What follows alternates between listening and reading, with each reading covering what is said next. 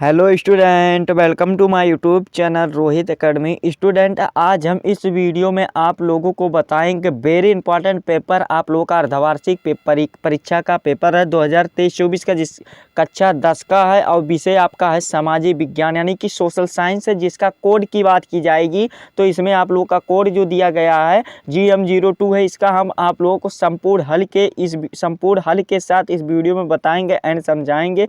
आप लोगों को ये भी बताएंगे जो 7 मार्च का ये वीडियो आप लोगों के लिए खास होने वाला है। जो आप लोगों का 7 मार्च का बोर्ड एग्जाम का पेपर है सोशल साइंस का, 22 फरवरी से स्टार्ट होगा और 7 मार्च को आप लोगों का सोशल साइंस का पेपर है। उसमें ये जो पेपर है इतने नंबर आएंगे तो मत पूछिएगा, बहुत सारे नंबर आएंगे। और ये भी बताएंगे कौन कौन सा क्वेश्चन आ सकता है और कौन सा बोर्ड एग्जाम के लिए इंपॉर्टेंट है।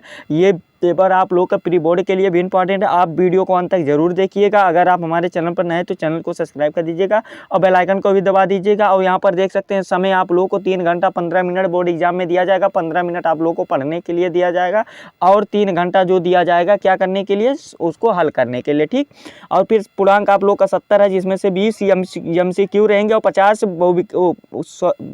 वर्णनात्मक प्रश्न रहेंगे। खंड खा में वही भी प्रोसेस रहेगा। चलिए बिना देरी किए हम शुरू करते हैं। मार्कशीट पे अब आप लोगों को आंसर भरना अच्छे तरीके से और 20 नंबर का जो आप लोगों का MCQ है उसको भी आप लोगों को इस वीडियो में कंप्लीट कराएंगे और वर्णनात्मक प्रश्न को बताएंगे। बस वीडियो को आप अंत तक जरूर देखिए।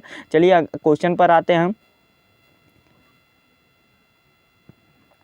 और जो हमारा खंड का है बहुविकल्पीय प्रश्न से यहाँ से हमारा स्टार्ट होता है, जिसमें से 20 आप लोगों का रहेगा। यहाँ पर निर्देश दिया गया है, निर्देश को आपको पढ़ना है। निम्नलिखित विकल्पों में से सही उत्तर चुन करके लिखना है हमें। और देखिए मार्कशीट अगर स्कूल में दिया जा रहा है तो उसका पालन करना, उसको भरना है। अगर नहीं दिया जा रहा है तो कॉपी में लिखना है। तो वैसे तो बोर्ड एग्जाम में मार्कशीट दिया जाएगा, ऐसा बात नहीं है। चलिए बिना देरी के शुरू करते हैं। पहला क्वेश्चन यहाँ पर पूछा गया, भारतीय राष्ट्रीय कांग्रेस का स्थापना हुई, यानी कि भारतीय राष्ट्रीय कांग्रेस की स्थापना कब हुई। तो चलिए इसका आंसर बता देते हैं। हमारा ऑप्शन पहले देख लीजिए क्या क्या दिया गया है। 1882 आ वाला ऑप्शन है, 1884 बा वाला ऑप्शन है और सा वाला जो ऑप्शन है 1885 है और दा वाला जो है 1886 है।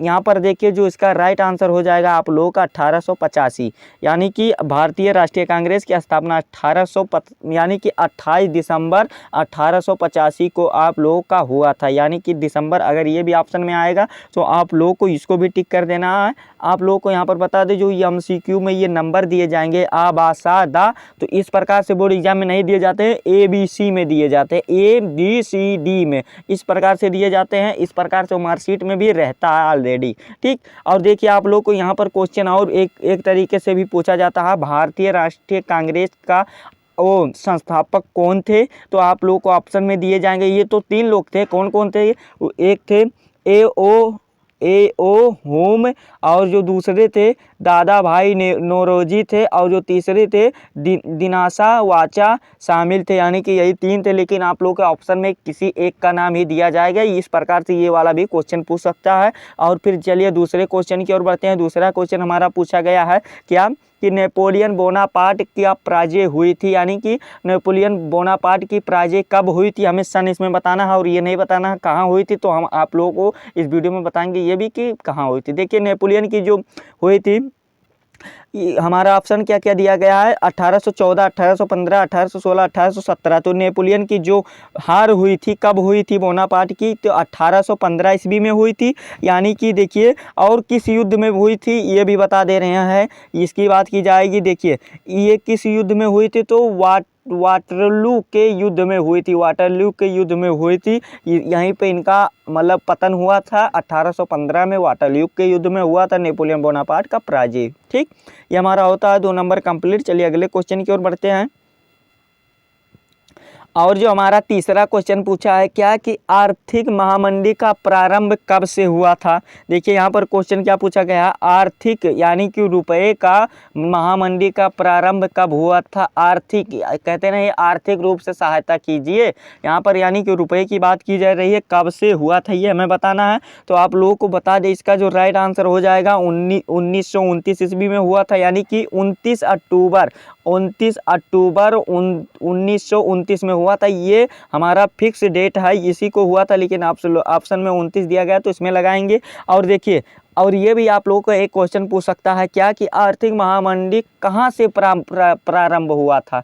यानी कि देखिए कहाँ से प्रारंभ हुआ था, तो आर्थिक महामंदी जो प्रारंभ हुआ था वो 29 अक्टूबर 1929 को दिन मंगलवार अमेरिका में शेयर मार्केट से गिरने से प्रारंभ हुआ था। यानी कि कहाँ से, अमेरिका से, यूएसए से हुआ था, अमेरिका से प्रारंभ हुआ था। यही हमारा, इस पर टिक कर देंगे अगर आप लोग का ऑप्शन इस प्रकार से क्वेश्चन दिया जा रहा। तो सभी टाइप के आप लोगों को क्वेश्चन इस वीडियो में बताएंगे एंड समझाएंगे, आप लोग के बोर्ड एग्जाम की प्रिपरेशन अच्छे तरीके से करा देंगे। यहाँ पर देखिए चौथा क्वेश्चन क्या पूछा गया है कि राष्ट्रवाद का प्रारंभ किस देश से हुआ था। तो देखिए राष्ट्रवाद का प्रारंभ किस देश से हुआ था, इसमें यही सी बताना और कुछ नहीं बताना। तो ये फ्रांस से हुआ था, सवाल हमारा राइट आंसर है। और देखिए अगर ये पूछता है कि राष्ट्रवाद का प्रारंभ कब से हुआ था, तो 1789 ईस्वी में टिक कर देंगे, राइट आंसर हो जाएगा। ठीक, कहाँ से, फ्रांसीसी क्रांति के साथ हुई थी, यहाँ पर ये टिक कर देंगे। सभी क्वेश्चन को आप लोग को बताएंगे, कहें ना सभी टाइप के क्वेश्चन बताएंगे। पांचवा क्वेश्चन हमारा क्या पूछा गया है कि फ्रांस की क्रांति के मुख्य भूमिका किस वर्ग की थी, ये बताना है। तो फ्रांस की क्रांति में मुख्य भूमिका मध्य वर्ग की थी। क्यों थी, मध्य वर्ग में कौन कौन से आते हैं, मतलब देखिए इस वर्ग में व्यापारी आते हैं, मजदूर आते हैं, दुकानदार आते हैं, किसान आते हैं और भी इत्यादि लोग आते हैं, यही मध्य वर्ग में आते हैं। तो यही फ्रांस की क्रांति की मुख्य भूमिका, यही मतलब बहुत ही आगे गए थे, यही आप लोगों को मुख्य भूमिका यही उत्पन्न किए थे क्रांति को, कि क्रांति कीजिए तभी हमारा देश आगे बढ़ रहा है और आप भी आगे बढ़ रहा है। ठीक, ये हमारा सी वाला ऑप्शन राइट है। ठीक, चलिए अगले क्वेश्चन की ओर बढ़ते हैं। और जो हमारा 6 वाला क्वेश्चन है कि इनमें से कौन सी रबी की फसल है, यानी कि हमें क्या बताना है कि इनमें से कौन सी रबी की फसल है। हमारा ऑप्शन क्या दिया गया, चावल, मोटे अनाज और चना और कपास। यानी कि रबी की फसल जो होती है देखिए क्या क्या है। तो रबी की फसल जानते हैं कौन कौन से हैं, यहाँ पर जो हमारा राइट आंसर हो जाएगा चना है। क्यों है, देखिए रबी की फसल में कौन कौन से अंतर्गत आते हैं ये भी जान लीजिएगा आप लोग। गेहूं आता है, यानी कि इंग्लिश में से व्हीट कहते हैं, जौ आता है, आलू आता है, चना आता है, मसूर आता है, अलसी आता है और मटर आता है, और भी आदि आते हैं, जैसे कि सरसों भी आते हैं। और ये सब रबी की फसल हैं। और जो खरीफ की फसल होते हैं इनको छोड़ दीजिए, यही खरीफ की फसल है। बस इसी प्रकार से हमारा चना दिया गया है, चना ये हमारा हो जाएगा रबी की फसल। ठीक, सा वाला ऑप्शन पर टिक कर देंगे। फिर अगला क्वेश्चन 7वां पूछा गया है कि विश्व व्यापार संगठन की स्थापना कहाँ पर हुई थी। यानी कि जो विश्व व्यापार WHO की स्थापना कहाँ हुई थी, इसका WTO रहेगा या WHO रहेगा, नहीं हाँ WTO या WHO रहेगा, यही होगा कुछ। तो विश्व व्यापार संगठन की स्थापना मतलब कहाँ हुई थी ये हमें बताना है। तो इसका जो राइट आंसर होगा आप लोगों का, ये जिनेवा में हुआ था। यानी कि सन वो सा वाला हमारा राइट आंसर हो जाएगा इसका। और देखिए अगर आप लोगों को इसमें पूछा जाता है कि विश्व व्यापार संगठन की स्थापना कब हुई थी, क्या क्वेश्चन कर देता कहाँ की जगह कब कर देता, तो आप लोग देखिए इसका राइट आंसर क्या कर देते, 1 जनवरी, यानी कि 1 जनवरी को आप लोगों का जो हुआ था 1915 में, 1 जनवरी 1995 है, 15 का दिए हैं, ये हमारा राइट आंसर होगा, 15 नहीं होगा, 1995 राइट आंसर हो जाएगा। ये टिक कर देंगे, बोर्ड एग्जाम में इसी प्रकार से भी क्वेश्चन पूछे जाते हैं।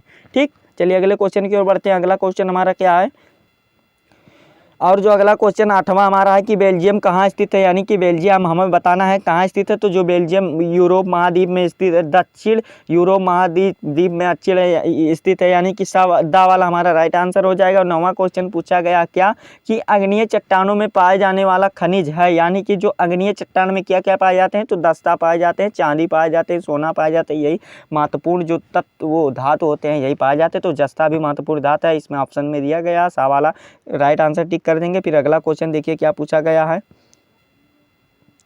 और जो हमारा 10वां क्वेश्चन पूछा गया है कि चिपको आंदोलन सुंदरलाल बहुगुणा द्वारा उत्तराखंड के किस जिले में चलाया गया था, तो वो नैनीताल में चलाया गया था। यानी कि हमारा दा वाला राइट आंसर हो जाएगा। फिर अगला क्वेश्चन देखिए क्या पूछा गया है, हरा सोना किसे कहा जाता है, तो हरे पौधे को कहा जाता है। यानी कि जो हरे पौधे होते हैं उन्हें ग्रीन गोल्ड कहा जाता है। हमारा सा वाला ऑप्शन राइट हो जाएगा। फिर चलिए अगले क्वेश्चन की ओर बढ़ते हैं। 12 क्वेश्चन क्या पूछा गया है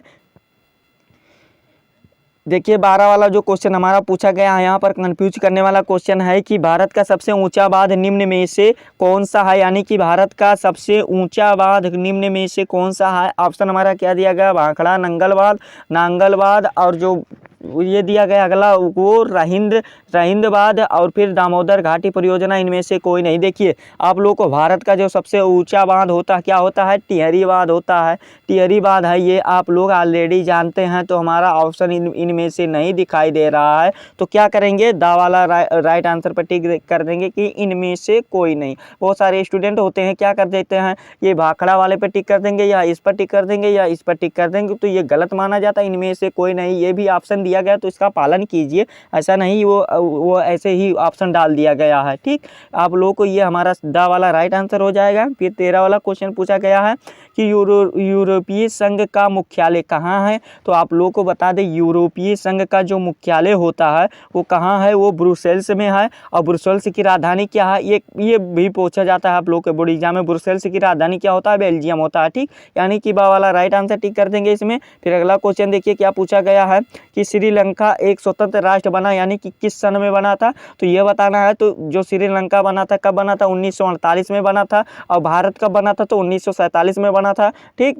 1947 में स्वतंत्र बना था। और ये जो बना था श्रीलंका एक स्वतंत्र, एक साल बाद बना था भारत से। तो 4 फरवरी, यानी कि 4 फरवरी 1948 को बना था। और 48 में पाकिस्तान भी आज़ाद हुआ था। यानी कि हमारा जो इसका राइट आंसर हो जाएगा, सा वाला पर टिक कर देंगे। और फिर अगला क्वेश्चन है कि भारत में कुल कितने संघीय राज्य हैं। तो भारत में जो संघीय राज्य की बात की जाएगी तो 28 पर टिक करेंगे। और जो भारत में वो संघीय राज्य हैं, 28 संघीय राज्य हैं और 8 संघ राज्य क्षेत्र हैं। ठीक, 8 केंद्र शासित प्रदेश भी कह सकते हैं टाइप्स का। तो हमारा ये वाला राइट आंसर कर देंगे 28 पे। फिर अगला क्वेश्चन देखिए क्या पूछा गया 16 वाला कि भारत में पंचायती राज की स्थापना कब हुई थी। तो भारत में देखिए पंचायती राज की जो स्थापना हुई थी वो देखिए यहाँ पर आप लोगों का वो 1992 से है। तो इसी पर टिक करेंगे। अगर आप लोगों को 1993 में दिया जाएगा तो उस पर भी टिक कर देंगे। यहाँ पर देखिए आप लोगों को ऑप्शन नहीं दिया गया है। इसके पीछे की कहानी आप लोग जान लीजिएगा कि जो भारत में पंचायती राज की स्थापना कब और कैसे हुई थी। आप लोगों को बता दें कि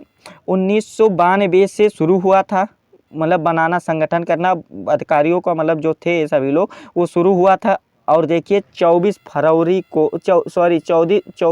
अप्रैल को आप लोगों का 1993 में लागू कर दिया गया था। तो यहाँ पर 92 दिया गया, 92 कर देंगे। और देखिए और ये क्वेश्चन और भी पूछा जाता है कि भारत में पंचायती राज की स्थापना किसके द्वारा की गई थी। तो वो पंडित यानी कि जो प्रधानमंत्री थे पंडित जवाहरलाल नेहरू थे, वही उसी ने किए थे। यानी कि पीटी नेहरू, पंडित जवाहरलाल नेहरू ने किए थे। इनके नेतृत्व में की गई थी। ऑप्शन हमारा सी वाला पर टिक कर देंगे। फिर अगला क्वेश्चन पूछा गया है कि निम्न में से किस राज्य के प्रति व्यक्ति आय सर्वाधिक है। यानी कि कहाँ के लोग सबसे ज़्यादा इनकम कमाते हैं, यानी कि पैसा सैलरी कहाँ से ज़्यादा कमाते हैं कहाँ के लोग। तो वो जो राइट आंसर हो जाएगा हरियाणा के लोग। यानी कि हरियाणा में प्रति व्यक्ति आय अधिक है। यानी कि आ वाला हमारा राइट आंसर टिक कर देंगे। फिर अगला क्वेश्चन 18 वाला पूछा है क्या कि निम्न में से किस राज्य में साक्षरता दर अधिकतम पाई जाती है। साक्षरता दर यानी कि शिक्षित लोग कहाँ पर पाए जाते हैं।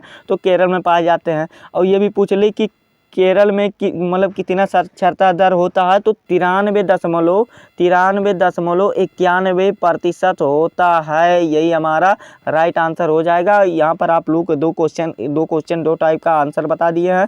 फिर 19 वाला क्वेश्चन देखिए क्या पूछा गया है कि निम्न में से एक विकसित देश है। आप लोगों को बता दें विकसित देश और विकासशील देश अलग होता है। भारत जो है एक विकासशील देश है और जो विकसित देश है वो फ्रांस है। यानी कि वो आगे बढ़ रहा है, ये फ्रांस है। यानी कि दा वाला हमारा राइट आंसर हो जाएगा। 20 वाला क्वेश्चन पूछा गया हमारा लास्ट इस पेपर एमसीक्यू में सबसे लास्ट क्वेश्चन पूछा गया है निम्नलिखित में से सार्वजनिक क्षेत्र में कौन नहीं है। तो आप लोगों को नहीं बताना है। यहाँ पर बहुत सारे स्टूडेंट कंफ्यूज होते हैं। 99 नहीं 90% स्टूडेंट यहाँ पर कंफ्यूज होते हैं। 10% ही इसका राइट आंसर टिक करके जाते हैं जो ज़्यादा मतलब ज़्यादा मतलब समझ सोच करके लगाते हैं, वही टिक करके जाते हैं। लेकिन सार्वजनिक क्षेत्र यानी कि सभी लोगों का क्षेत्र कौन सा है, तो रेलवे जो है ये सार्वजनिक है, डाकघर भी सार्वजनिक है, सेल जो होता है ये भी सार्वजनिक होता है। देखिए, और यहाँ पर ये समझ ही नहीं पाते हैं ये क्या लिखा गया है, ये सब बहुत लोग समझते हैं मिस प्रिंटिंग हुई है, तो मिस प्रिंटिंग नहीं रहता है, ये टिस्को आप लोगों का राइट आंसर होगा। कैसे, आप लोगों को बता दें टिस्को क्या, इसके पीछे कहानी का राज बता रहे हैं। देखिए, टिस्को का फुल फॉर्म जानते हैं क्या होता है। देखिए, इस प्रकार से लिखा जाएगा टिस्को, TI और SCO, ये हो गया टिस्को। ठीक, इसका फुल फॉर्म जान लीजिएगा कि Tata iron and steel company है, जो कि इसकी स्थापना कब हुई थी। इसकी स्थापना जो हुई थी 1907 ईस्वी में हुई थी, जमशेदपुर में हुई थी। ठीक, जमशेदपुर में हुई थी। तो ये कंपनी है, तो ये कंपनी सार्वजनिक नहीं है, सभी लोग इसको मतलब चला नहीं सकते हैं, एक इसका मालिक होता है तो वही चला सकते हैं। ठीक, यही हमारा राइट आंसर हो जाएगा। इस पर दा पर टिक करेंगे, इसी प्रकार से बोर्ड एग्जाम में भी आएगा, तो इस पर टिक कर दीजिएगा। ठीक, यहाँ पर 20 MCQ का 20 आंसर आप लोग का होता है कंप्लीट। और चलिए अगले क्वेश्चन की ओर बढ़ते हैं। खंड बा हमारा वर्णनात्मक प्रश्न से स्टार्ट होता है, जिसमें से उत्तर का लगभग हमें 80 शब्दों में देना है, यानी कि आप लोगों का यहाँ पर जो आप लोगों का दिया गया है, यहाँ पर 4 नंबर दिए जाएंगे 80 शब्दों में अगर आप लिखते हैं सही उत्तर को। तो यहाँ पर पहला क्वेश्चन पूछा गया सत्याग्रह के विचार को क्या मतलब है, यानी कि इसका मतलब बताना। जो सत्या यानी कि सत्य को ग्रहण की करने वाले जो होते हैं सत्याग्रही, उन पर आप लोग विचार करके बता दीजिएगा विस्तार से। 80 से लगभग 1.5 पेज में जाएगा, आप लोग इसको सॉल्व कर दीजिएगा अथवा करके दिया गया। अगर आपको ये क्वेश्चन नहीं आता है तो क्या कीजिएगा, आप लोग जोसेफ मित्सिनी पर एक टिप्पणी भी लिखो, यानी कि जोसेफ मित्सिनी पर टिप्पणी लिख दीजिएगा, उनके बारे में बता दीजिएगा, बस इससे आगे कुछ नहीं लिखना है। वो तो एक क्रांतिकारी थी, तो इसी प्रकार से बना कर लिखते हैं। अगर आप तो 4 नंबर में 3 नंबर आप लोगों का कोई नहीं रोक सकता है। ठीक, फिर यहाँ पर देखिए दूसरे क्वेश्चन की ओर बढ़ते हैं। दूसरा क्वेश्चन पूछा गया धार ये, और आप लोगों को एक और बता दें, जो मैप का लास्ट में है उसका भी आप लोगों को संपूर्ण तरीके से बताएंगे एंड समझाएंगे। मैप का भी आंसर आप लोगों को बताएंगे एंड समझाएंगे, आप लोग मैप का भी कराएंगे। देखिए, और दूसरा क्वेश्चन पूछा गया है धारियता को के विषय विकास के लिए क्यों महत्वपूर्ण है। अगर आपको इसको नहीं बता सकते हैं, आप सक्षम नहीं है इसको बताने में, तो आप लोग नीचे वाला करेंगे, और हम जानते हैं कि आप लोग नीचे वाला ही करेंगे। जैव और अजैव संसाधन क्यों होते हैं, और कुछ उदाहरण देव, मतलब क्या होते हैं, और यहाँ पर क्यों नहीं लिखा गया क्या होते हैं। देखिए, जीवित को ही जैव कहते हैं, और मृत्यु मतलब जो सजीव होता है उसे जैव कहते हैं, और जो निर्जीव होता है उसे अजैव से कहते हैं। उदाहरण के तौर पर इसमें मनुष्य बता दीजिएगा, और इसमें पहाड़, चट्टान, खनिज, लवण, यही सब बता दीजिएगा। यही हमारा आंसर होगा। 4 नंबर तो वैसे कंप्लीट हो जाएगा अगर आप बना कर लिखते हैं तो। ठीक, चलिए अगले क्वेश्चन की ओर बढ़ते हैं। अगला क्वेश्चन हमारा तीसरा पूछा गया जल दुर्लभता क्या है और इसके मुख्य कारण क्या है, यानी कि जल संकट क्यों है, यानी कि जल की कमी क्यों है और इसके मुख्य कारण क्या है। आप लोग इसका बता सकते हैं कि व्यय होता है, यानी कि खर्च करते हैं, जल ही जीवन है, इसी प्रकार से आप लोग बना करके लिखते हैं तो 4 नंबर ये भी कंप्लीट कर सकते हैं। अगर आप ये ना लिखना चाहें तो अथवा करके भी दिया गया है, आप लोगों के ऑफर भी दिया जाएगा पेपर में भी और इसमें भी। देखिए कि भारत की विधायिकाओं में महिलाओं के प्रतिनिधि की अस्तित्व लिखिए, यानी कि इनका अस्तित्व लिखना है तो ये भी कर लीजिएगा। 4 नंबर हो जाएगा कंप्लीट। फिर अगला क्वेश्चन पूछा गया है कि मानव विकास के लिए साक्षरता क्यों अनिवार्य है, और 4 नंबर में हमें दिया गया है ये कि क्यों अनिवार्य है। अगर आपको ऊपर वाला नहीं आता तो नीचे वाला भी कर सकते हैं कि किस प्रकार से लैंगिक भिन्नता से राजनीति को प्रभावित किया है। संक्षेप में लिखिए, यानी कि थोड़ा बड़ा लिखिए और थोड़ा मतलब छोटा भी लिखिए, यानी कि मीडियम में लिखना है हमें। और वर्णनात्मक प्रश्न 2 होता है जो कि उत्तर हमारा लगभग 150 वर्डों में देना है, यानी कि दीर्घ उत्तरीय प्रश्न की बात कर रहा है। 6 नंबर में दिया गया है और यहाँ से आप लोगों का 18 नंबर लगभग आएगा। 18 नहीं 18 आप लोगों का 18 वही 18-24 नंबर आ सकता है। देखिए पहला क्वेश्चन पूछा गया है इटली के एकीकरण प्रक्रिया के संक्षेप में लिखिए। देखिए यहाँ पर स्टूडेंट बहुत गलती करके गए होंगे पेपर में या जाएंगे, आप लोगों को जर्मनी पर ही रट लेंगे। जब जर्मनी का एकीकरण प्रक्रिया बताइए, यही सभी लोग रट लेते हैं और इटली का कोई नहीं ध्यान देता है। लेकिन क्या करना है, दोनों का ध्यान देना है, दोनों को याद करना है और जो समझ में आएगा कीजिएगा आप लोग। अथवा करके भी दिया गया असहयोग आंदोलन क्यों प्रारंभ किया गया था। आंदोलनकारियों के 4 कार्य लिखे, यानी कि जो आंदोलन करने वाले थे उनका 4 कारण लीजिए और क्या कारण था कि इसको शुरू किया गया था कि महात्मा गांधी के द्वारा, तो आप लोग इसको बता सकते हैं। ठीक, फिर अगला क्वेश्चन पूछा गया छठा क्वेश्चन जो हमारा है कि किसी अर्थव्यवस्था में कृषि का क्या महत्व है, अथवा करके भी दिया गया है कि संघात्मक शासन प्रणाली की महत्वपूर्ण विशेषताएं बताइए। अगर आपको जो समझ में आएगा कर लीजिएगा।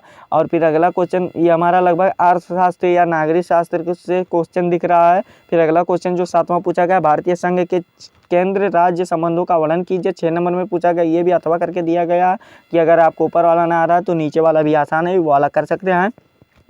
भारत एक धर्मनिरपेक्ष देश है, हाँ सही बात है।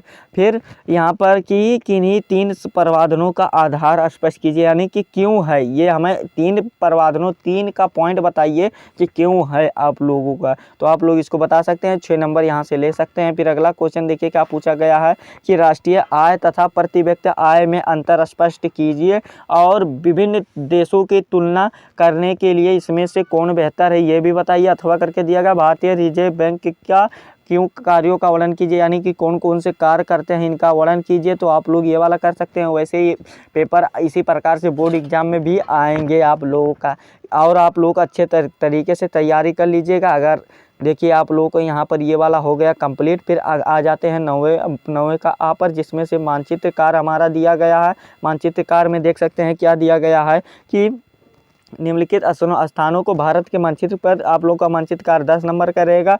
देखिए पहला क्वेश्चन देखा क्या दिया गया है, वह स्थान जहां 1905 में कांग्रेस का अधिवेशन हुआ था, यानी कि कांग्रेस अधिवेशन हुआ था, तो ये कहाँ पर हुआ था, ये बनारस में हुआ था। कहाँ हुआ था, बनारस। ये स्टूडेंट बहुत नहीं जानते हैं, बनारस में हुआ था, जो कि कहाँ है, यूपी में है। कहाँ पर है, उत्तर प्रदेश में। दर्शा देंगे, 1 नंबर का होगा कंप्लीट, ठीक। अगर लिख भी देंगे तो आधा नंबर पा जाएंगे, ठीक। फिर अगला क्वेश्चन है, वह स्थान जहाँ जलियांवाला बाग हत्याकांड हुआ था। देखिए ये तो 13 अप्रैल 1919 में हुआ था, तो सन इसमें पूछा नहीं है, स्थान पूछा ना, तो स्थान जो था वो अमृतसर था, वो पंजाब में दर्शा देंगे आप लोगों का। ये पंजाब में 1 नंबर ये वाला भी कंप्लीट हो जाएगा। फिर अगला क्वेश्चन पूछा गया, वह स्थान जहाँ महात्मा गांधी ने नमक कानून तोड़ा था, तो उसका नाम क्या था, डांडी पर तोड़ा था। डांडी कहाँ पर है, गुजरात में है। वो डांडी जो है गुजरात में है, अहमदाबाद के जो पास है वहीं पर दर्शा देंगे आप लोगों का। 1 नंबर ये वाला भी कंप्लीट हो जाएगा। फिर अगला क्वेश्चन पूछा गया, वह स्थान जहाँ सहयोग आंदोलन कार्यक्रम स्वीकार किया गया था, तो वो स्थान क्या था, तो वो नागपुर में स्वीकार किया गया, तो जो कि नागपुर कहाँ है, महाराष्ट्र में है। कहाँ पर, यानी कि महाराष्ट्र में आप लोगों का है, ठीक। ये हमारा हो जाएगा 1 नंबर ये वाला भी कंप्लीट। फिर वह स्थान जहाँ सूती मिल श्रमिकों का सत्याग्रह हुआ था, तो वह स्थान क्या था, अहमदाबाद था। अहमदाबाद क्या है, गुजरात में है। गुजरात की राजधानी क्या है, अहमदाबाद है। यही हमारा दर्शा देंगे, राइट आंसर हो जाएगा। फिर अगला क्वेश्चन देखिए क्या पूछा गया है कि दिए गए मानचित्र कार्यों को इस चिन्ह द्वारा दर्शाना है, तो ये आप लोग कर सकते हैं। फिर अगला क्वेश्चन इसका आंसर बता दे रहे हैं। वैसे मध्य प्रदेश की राजधानी और नगर, मतलब राजधानी नगर चिन्ह द्वारा दर्शाइए, यानी कि देखिए मध्य प्रदेश की राजधानी को दर्शाना है हमें, तो मध्य प्रदेश की राजधानी जो होती है भोपाल है, तो भोपाल को दर्शा देंगे। और इंदिरा गांधी अंतर्राष्ट्रीय हवाई पतन इस चिन्ह द्वारा, यानी कि हवाई इस चिन्ह द्वारा दर्शाइए, हवाई जहाज के द्वारा दर्शाइए। तो इंदिरा गांधी जो कहाँ पर है, वो नई दिल्ली में है, तो दिल्ली में दर्शा देंगे। उत्तर प्रदेश के नीचे है, उसके उत्तर प्रदेश के जो ऊपर है मैप में वही दर्शा देंगे, वही दिल्ली हो जाएगा, और इस चिन्ह को बना देंगे, ठीक। फिर अगला क्वेश्चन पूछा गया, इस राज्य का एक चाय उत्पादक क्षेत्र बताइए, तो देखिए इसका चाय उत्पादक असम को भी दर्शा सकते हैं। अगर असम को नहीं दर्शाना चाहते हैं तो पश्चिम बंगाल को भी दर्शा सकते हैं, ठीक। ये हमारा भी हो जाएगा कंप्लीट। 3 नंबर, यहाँ तक 3 नंबर कंप्लीट हो जाएगा। चौथे क्वेश्चन के ऊपर एक परमाणु केंद्र चिन्ह के द्वारा, इस चिन्ह द्वारा दर्शाइए, यानी कि ऐसे गोला बना देना, फिर ऐसे ऐसे कर देना है, यानी कि प्लस का वो बना देंगे, प्लस का वो चिन्ह बना देंगे, बन जाएगा ये वाला चिन्ह। फिर देखिए ये परमाणु केंद्र की पूछा, तो एक परमाणु केंद्र का बताना है कोई भी, तो आप लोगों का परमाणु केंद्र का जो नाम है, क्या नाम है कि परमाणु केंद्र का जो नाम है तारापुर परमाणु ऊर्जा संयंत्र, और शॉर्टकट में इसे कहते हैं TAPS कहते हैं, TAPS कहते हैं। और ये कहाँ पर है, बोईसर में है, महाराष्ट्र में है। बोईसर में है, महाराष्ट्र में, तो इसको दर्शा सकते हैं। फिर हमारा अगला क्वेश्चन पूछा गया, असम की राजधानी को चिन्ह द्वारा दर्शाइए, तो असम की राजधानी क्या है, दिसपुर है। दिसपुर है, तो इसको भी दर्शा दीजिएगा, ठीक। इसी प्रकार से आप लोग का यही पेपर था, और इससे आगे आप लोग को कुछ भी पेपर में नहीं आएगा। अगर आप लोग इसका प्रिपरेशन अच्छे तरीके से करते हैं, अच्छे तरीके से इसको पढ़ते हैं, तो आप लोग क्लास 10th में जो 7 मार्च को पेपर होने वाला है, उसमें तो आप लोग अगर अच्छे तरीके से पढ़ते हैं तो 70 में 70 नंबर ला सकते हैं और आप लोग अच्छे प्रतिशत से, आप लोग 100% से उत्तीर्ण हो सकते हैं। ठीक, आप लोग अच्छे तरीके से पढ़ाई कीजिएगा। हाँ, एक काम कीजिएगा, इस वीडियो को क्लास 10th के जितने भी स्टूडेंट हैं उनके पास ज़रूर शेयर कीजिएगा, यही मेरा आग्रह है। ठीक, चलिए मिलते हैं नेक्स्ट वीडियो में नेक्स्ट टॉपिक के साथ। तब तक के लिए जय हिंद, जय भारत, वंदे मातरम। और इस वीडियो को अधिक से अधिक शेयर कीजिएगा। और आप लोग अगर हमारे चैनल पर नए हैं तो चैनल को सब्सक्राइब कर दीजिएगा और बेल आइकन को भी दबा दीजिएगा। क्योंकि क्लास 10th में अच्छा नंबर लाना है तो सब्सक्राइब जरूर कीजिएगा। चलिए मिलते हैं नेक्स्ट वीडियो में नेक्स्ट टॉपिक के लिए। तब तक के लिए जय हिंद, जय भारत, वंदे मातरम।